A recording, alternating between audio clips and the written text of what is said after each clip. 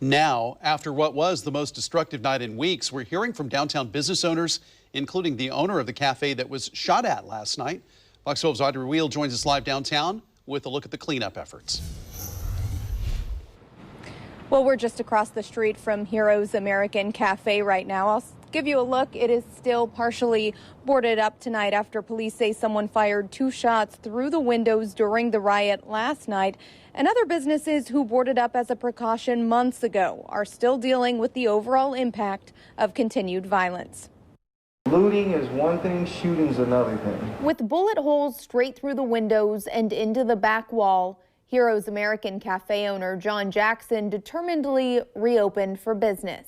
We're not changing what we do because of things that are, to me, kind of terroristic, and it's unfortunate and unnecessary. I think that it really takes away from any legitimate protest.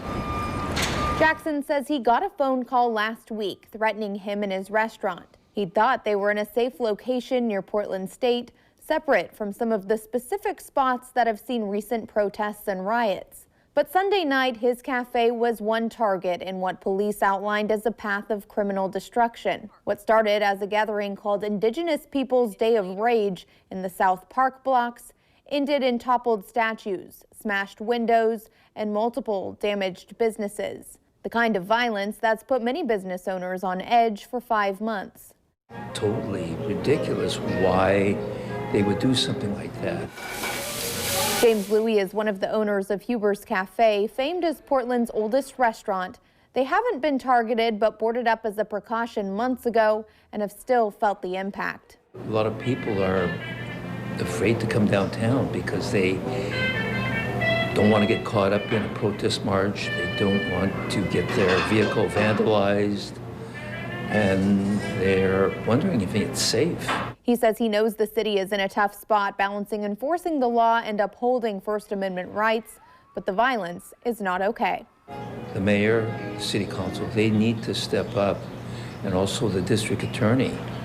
And he needs to start pressing charges, even against some of these low-level arrests. You know, this anarchy, this vandalism, basically has got to stop.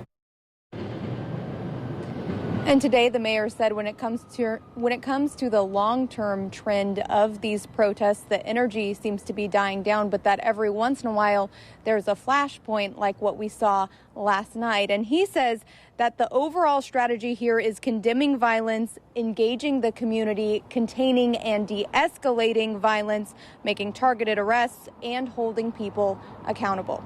Reporting live in downtown Portland, AUDREY WEIL, Fox 12 Oregon.